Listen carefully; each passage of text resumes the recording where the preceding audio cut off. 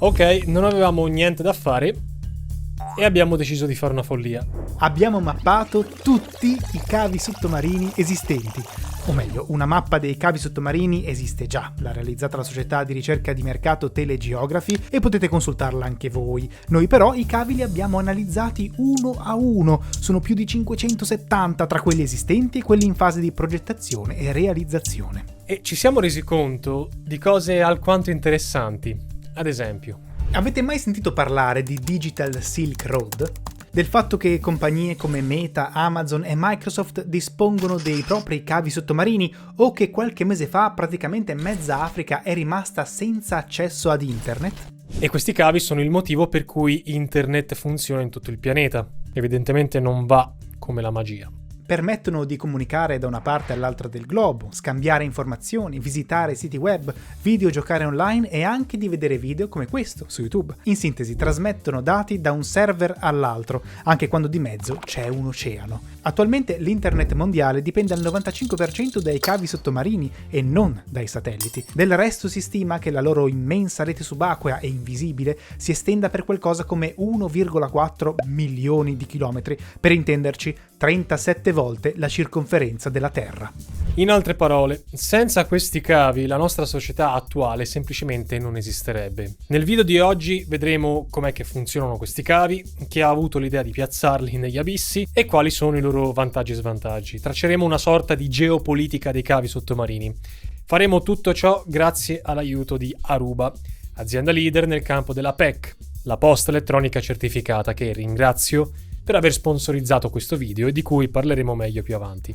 Ora, fate uno sforzo e immaginate un mondo senza computer, cellulari e telefoni, dove un messaggio può essere recapitato soltanto a voce, su carta o tramite segnali di fumo. Praticamente la vita di ogni essere umano, perlomeno fino agli anni 90 del Settecento, quando questo signore qui, Claude Schaap, mise a punto il primo sistema telegrafico della storia. Il funzionamento del sistema di Schaap era semplice ma anche complicatissimo. Si trattava di un sistema di torri erette a distanza di una decina di chilometri l'una dall'altra, disposte in tutta la Francia. Ogni torre era dotata di bracci rotanti in grado di assumere 92 posizioni diverse, a ognuna delle quali era associato un certo tipo di comunicazione. Ai soldati posti sulle torri bastava osservare con un telescopio la posizione dei bracci e riprodurla per la torre successiva, in modo che a cascata tutte le torri potessero riprodurre l'informazione fino a destinazione. Una sorta di versione illuminista del fuoco di Amondine. Unico piccolo problema, bisognava imparare a memoria tutto questo linguaggio in codice e mantenere in piedi una certa struttura simile non era certo una passeggiata. Dovettero comprenderlo William Cook e Charles Wheatstone, che nel 1837 inventarono e misero in commercio il telegrafo elettrico. Niente più torri. Tramite un impulso dei cavi di rame e un ricevitore si potevano inviare messaggi da un punto A a un punto B. Certo, pur sempre sfruttando un linguaggio in codice, riprodotto tramite degli aghi posti sul ricevitore che si muovevano in base all'impulso ricevuto. A migliorare questo sistema fu Samuel Morse, l'inventore del codice Morse, basato unicamente su linee e punti. Come sappiamo, dal telegrafo si sarebbe passati al telefono, ma non così in fretta. Infatti, proprio in quegli anni qualcun altro ebbe una grandiosa idea all'apparenza folle. Stiamo parlando del finanziere statunitense Cyrus Westfield, che voleva che i cavi di rame utili alle comunicazioni telegrafiche venissero piazzati non sulla terraferma, ma sott'acqua. In verità, nel 1851 era già stato piazzato il primo cavo di rame sottomarino isolato con il lattice, nello stretto di Dover, in grado di collegare Inghilterra e Francia. Westfield, però, voleva stendere un collegamento subacqueo ben più lungo, tra Nord America e Regno Unito. E indovinate un po', ci riuscì. Nel 1858, grazie a una joint venture di costruttori, compagnie commerciali e produttori di materiali, due navi si incontrarono a metà strada e collegarono il primo cavo telegrafico transatlantico della storia, lungo ben 3200 km, che andava da Hearts Content, in Canada, all'isola di Valentia, in Irlanda. In agosto la regina Vittoria comunicò con successo con il presidente americano, James Buchanan. Il suo messaggio di 98 parole impiegò 16 ore per arrivare a destinazione. Qualche tempo dopo, purtroppo, il cavo transatlantico si guastò. Tuttavia la sua messa in funzione dimostrò una realtà inconfutabile, cioè stendere dei cavi sui fondali marini non era soltanto possibile, ma anche necessario. Nei decenni successivi fu l'impero britannico a detenere un quasi monopolio dei cavi sottomarini, arrivando a collegare nel 1902 le sue principali colonie tramite la cosiddetta All Red Line. Nel frattempo, sia per interessi commerciali che amministrativi, altri investitori privati e pubblici favorirono la comparsa di ulteriori cavi in tutti i fondali del globo. Il primo cavo telefonico transatlantico, il TAT-1, sarebbe stato installato nel secondo dopoguerra, mentre il primo cavo transoceanico in fibra ottica, il TAT-8, avrebbe fatto la sua comparsa nel 1988 per permettere le prime comunicazioni via internet tra Stati Uniti, Regno Unito e Francia. Da quel momento vengono creati almeno 10 nuovi cavi sottomarini all'anno. Come immaginerete, il collegamento tra virgolette del mondo è andato di pari passo alla nostra evoluzione storico-geopolitica. Le prime tratte transoceaniche furono quelle che collegavano la East Coast americana e il vecchio continente, poi arrivarono i cavi in grado di connettere le potenze coloniali ai propri possedimenti, e l'Europa e l'Asia tramite il Medio Oriente. Dopo aver unito Africa e Asia negli anni 90 si passò all'Oceano Pacifico per via dell'intensificazione dell'intricatissimo sistema di cavi del sud-est asiatico, e oggi si stanno studiando nuovi collegamenti nella regione artica, come il Polar Express, esclusivamente russo, e il Far North Fiber, che unirebbe Irlanda, Giappone, Norvegia e Stati Uniti. Al momento soltanto l'Antartide è privo di cavi sottomarini. L'odierna disposizione di questi ultimi rispecchia infatti in tutto e per tutto il contesto politico-economico in cui viviamo. La mappa dei cavi sottomarini è quasi completamente sovrapponibile a quella delle principali rotte aeree, ma anche a quelle delle rotte commerciali marittime più battute, con i cavi sottomarini che attraversano gli stessi choke points, per cui passano portacontainer, portarinfuse e petroliere, come il canale di Suez, il canale di Panama e lo stretto di Malacca. Questo vuol dire che la mappa dei cavi sottomarini ci conferma anche chi è interessato a chi e a che cosa, quali paesi sono più o meno rilevanti a livello geopolitico e quali hanno una connessione a internet migliore o peggiore. Banalmente, queste informazioni ce le può dare anche il numero di cavi che sono presenti in una data zona. Ad esempio, l'Africa è letteralmente attorniata dall'Africa 2, un enorme sistema di cavi lungo 45.000 km che collega il continente a paesi come Regno Unito, Arabia Saudita e India, ma ciò non toglie che i paesi dell'Africa meridionale e orientale dispongano di davvero pochi collegamenti. D'altra parte esistono cavi che collegano anche soltanto due paesi, come l'Oman Australia Cable, che copre una distanza di 11.000 km, e il Caucasus Cable System, ponte tra Bulgaria e Georgia. Guardando al Sud America ci accorgiamo sì dei pochissimi legami con l'Africa e di un singolo cavo che forse nel 2026 unirà Cile e Polinesia francese, ma anche della fitta rete che collega tra loro i paesi sudamericani e li mette in contatto con Caraibi e Nord America. Ovviamente i cavi sottomarini non devono unire per forza due paesi, ma possono rafforzare anche la connessione di un singolo territorio. La Groenlandia, ad esempio, si connette ad internet grazie al Greenland Connect, condiviso con Canada e Islanda, ma dispone di un altro sistema per potenziare la connessione della costa ovest, dove c'è la capitale Nuuk. Abbiamo poi il peculiare Brazilian Festoon, che unisce metà della costa brasiliana. Allo stesso modo, la nostra Sardegna è agganciata al resto della penisola tramite Lazio e Toscana, e c'è un piccolo cavo che collega anche la Corsica. Ora, c'è bisogno di qualche altra scusa per non riconquistarla? Vi ricordo il video che abbiamo fatto sulla Corsica. I punti più connessi della nostra penisola invece sono Genova e la Sicilia, l'una fondamentale nel legame digitale con l'Europa occidentale, l'altra in quello con il Medio Oriente. Vi sarà ormai chiara una cosa: quando si progettano dei cavi sottomarini non si può prescindere dalla geografia e dalla geomorfologia.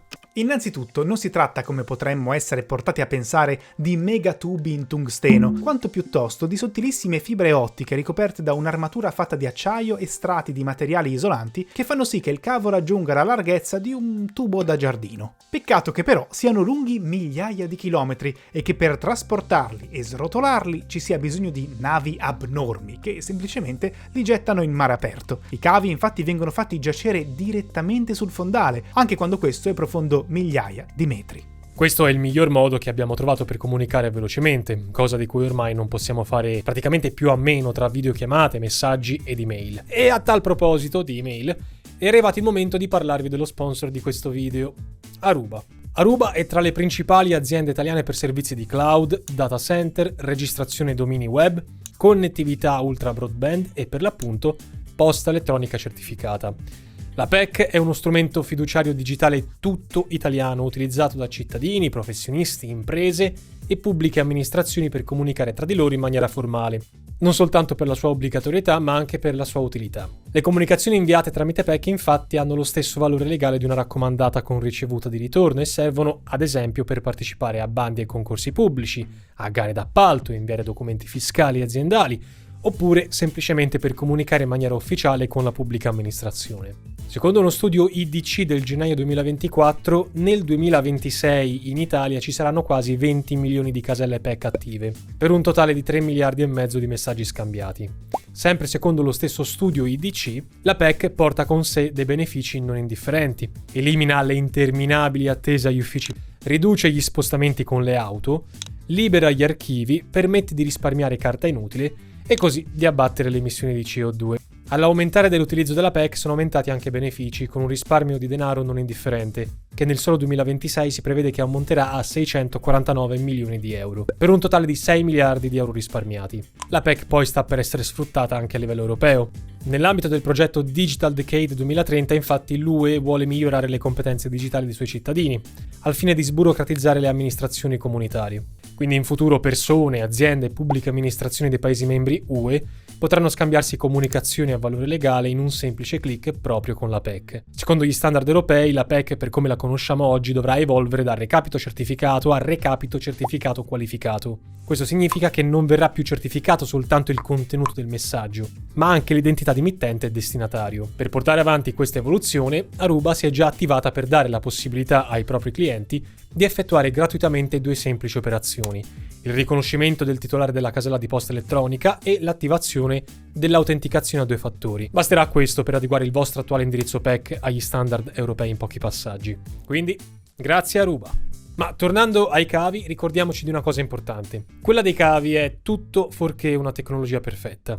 I cavi sono resistenti, ma non eterni. Riescono a sopravvivere senza manutenzione per circa 25 anni, ma rischiano di diventare obsoleti sia dal punto di vista tecnologico che economico. Inoltre, lasciarli cadere su una faglia o nei pressi di un vulcano potrebbe non essere la scelta migliore. Per lo stesso motivo, quando il fondale si fa meno profondo e ci si avvicina alla riva, i cavi vengono ricoperti o insabbiati per evitare che vengano urtati o tranciati da ancore e pescherecci. Ciò nonostante, gli incidenti sono all'ordine del giorno.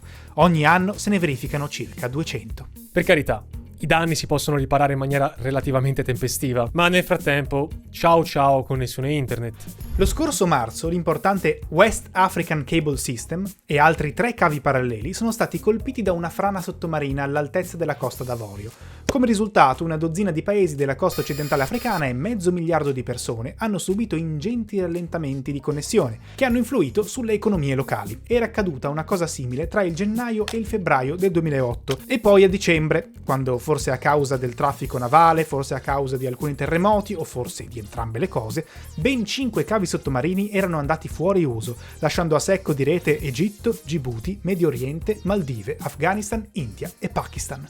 Già all'epoca ci si chiedeva se la rete globale di cavi sottomarini non fosse troppo fragile, non fosse male organizzata. In effetti, in alcuni punti c'è un tale groviglio di cavi che basterebbe un singolo piccolo incidente per tranciarne 10, un po' come è accaduto lo scorso marzo sulle coste africane. Ecco, finché si parla di incidenti è un conto. Il vero problema nasce quando si cominciano a tirare in ballo i danneggiamenti volontari, i sabotaggi. 3 settimane prima della frana che ha quasi messo fuori uso il West African Cable System, ci sono stati rallentamenti di internet anche in Africa orientale. Questo perché alla fine di febbraio le milizie Houthi dello Yemen avevano colpito nel Mar Rosso la nave cargo Ruby Mar, la cui ancora avrebbe tagliato 3 cavi sottomarini e ridotto del 25% il traffico internet dell'area. Il danneggiamento dei cavi non era premeditato, si sono discolpati gli Houthi, anche se da tempo si temeva che avrebbero potuto facilmente sabotarli, dato che in alcuni punti si trovano a poco più di 100 metri sott'acqua.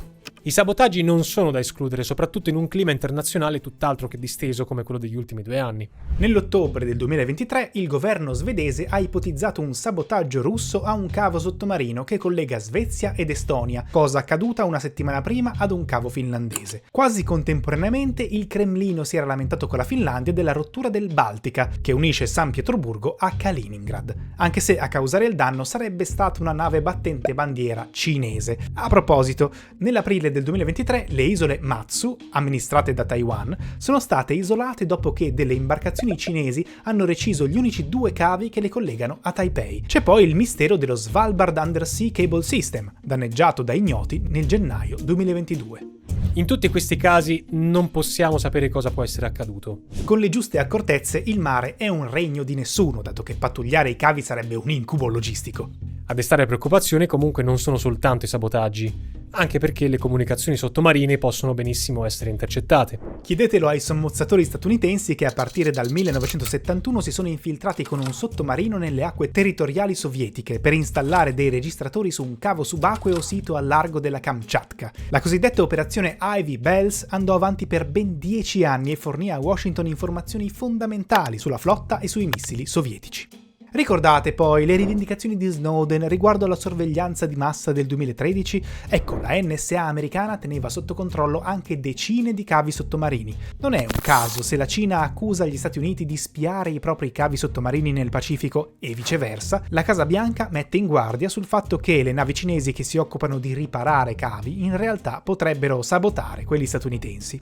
In fin dei conti è già da un po' di tempo che si parla di guerra fredda sottomarina e di come gli equilibri geopolitici mondiali potrebbero essere decisi negli abissi degli oceani.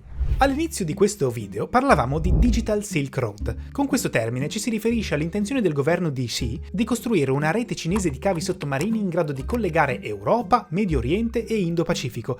Pechino di fatto si è già agganciata a doppia mandata a Indonesia, Corea del Sud ed Emirati Arabi, ma vuole andare oltre. I progetti e gli interessi della Cina risultano palesi se torniamo sulla nostra mappa dei cavi sottomarini. Questi sono tutti i collegamenti subacquei posati o in procinto di essere realizzati dalla Huawei Marine Networks. Nata come branca del gigante tecnologico Huawei e ora nota come HMN Technologies, questa compagnia ha ricevuto ingenti investimenti dal governo cinese, tanto che è il costruttore di cavi più in rapida crescita al mondo. Soltanto negli ultimi 10 anni ne ha attivati più di un centinaio, tra cui non possiamo non notare quelli che uniscono Brasile e Camerun, un'infinità di isole dell'Indo-Pacifico e il serpentone che parte dalla Francia e raggiunge Pakistan, Kenya, Seychelles e che nel futuro prossimo toccherà anche Maldive e Singapore. Se pensate che questa rete di cavi sia imponente per essere stata costruita da una singola azienda, non avete ancora visto nulla. HMN Technologies è soltanto il quarto produttore mondiale di cavi sottomarini. Sul gradino più basso del podio troviamo la Nippon Electric Company, giapponese, responsabile di quella matassa di cavi nel sud-est asiatico. Medaglia d'argento per la francese Alcatel Submarine Networks, che ha piazzato cavi praticamente ovunque, ma mai come il vero colosso e leader dell'industria dei cavi globale, la statunitense Subcom. Non esiste angolo del pianeta in cui non sia presente. In parole povere, queste 4 compagnie possiedono la stragrande maggioranza di tutti i cavi sottomarini. E se questa informazione non dovesse bastarvi, te ne diamo altre 2. La prima. I costruttori dei cavi non coincidono con i proprietari dei cavi. A causa dei loro ingenti costi, che viaggiano sulle centinaia di milioni di dollari a cavo, le linee di comunicazioni sottomarine appartengono molto spesso a dei consorzi di proprietari e sono questi consorzi a commissionare il cavo e la relativa posa sui fondali marini alle compagnie produttrici. Le proprietarie dei cavi sono naturalmente aziende che fanno di internet e della comunicazione la loro ragion d'essere, dunque società di telecomunicazioni e giganti dell'industria tech. La seconda informazione che stiamo per darvi è legata a ciò che vi abbiamo appena detto. Non ha molto senso parlare di cavi che appartengono a questo o a quell'altro stato, ma di cavi che collegano stati. Difatti il 99% dei cavi sottomarini è detenuto da privati e soltanto l'1% è posseduto in toto o in parte da entità statali. In altre parole, la connessione a internet globale non è nient'altro chiaramente che un business. Però tra le infinità di operatori coinvolti ce ne sono alcuni sproporzionatamente potenti.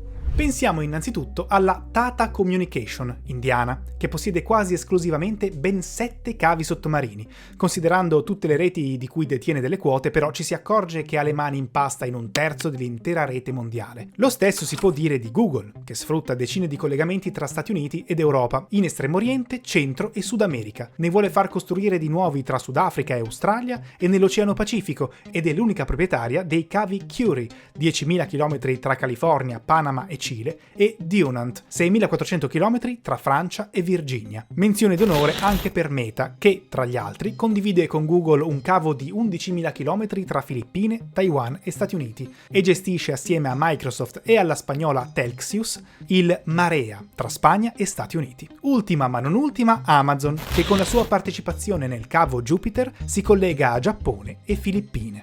Soltanto per farvi qualche esempio, Vi basta fare una ricerca su internet, ironico, per rendervi conto che ogni anno spuntano fuori nuovi progetti per nuovi cavi sottomarini, in grado di assicurare connessioni più potenti. Secondo la francese Alcatel, ad oggi il 70% di questi progetti è finanziato dalle Big Tech. Nota a margine, anche questa ironica, la mappa che abbiamo consultato fino ad ora esiste grazie ad Aquacoms, altro importante operatore di sistema. In sostanza, il nostro mondo non è connesso per via di un qualche ideale utopico rispetto a una qualsivoglia comunità globale. Internet e i cavi sottomarini corrono addirittura più veloci della geopolitica, ne anticipano le mosse e potrebbero benissimo modellarne gli esiti futuri. Tutti vogliono proteggerli, esiste addirittura una convenzione risalente al 1884, quando c'era ancora il telegrafo, che criminalizza chi danneggia, oltre alla convenzione ONU sul diritto del mare del 1982 che li cita come parte integrante dei nostri mari. Dopotutto dipendiamo da questi cavi e non ce ne frega pressoché nulla dei loro potenziali impatti ambientali, tra dispersione di materiali pericolosi in caso di rottura, le enormi navi che solcano i mari per stenderli sui fondali e gli impulsi elettromagnetici che hanno un impatto sulla vita della fauna acquatica. Potremmo dire che i cavi sottomarini sono una delle pochissime cose sulla cui utilità ogni stato sembra essere d'accordo. Indubbiamente il digitale è il nostro futuro, ce lo dimostra benissimo Aruba, il partner di questo video. Questo però non ci deve togliere dalla mente alcuni dubbi legittimi, e cioè: è un bene che la connessione internet globale sia in mano a delle multinazionali? E quanto ci vorrà prima che questo o quell'altro cavo leda la sovranità di questo o quell'altro stato? Insomma, il prossimo terreno di conquista potrebbe non essere l'Antartide, né lo spazio, né l'aria, bensì l'oceano. E io vi ricordo, di acqua sul nostro pianeta ce n'è tanta. E gran parte di quell'acqua è ancora inesplorata, per aspera ad astra.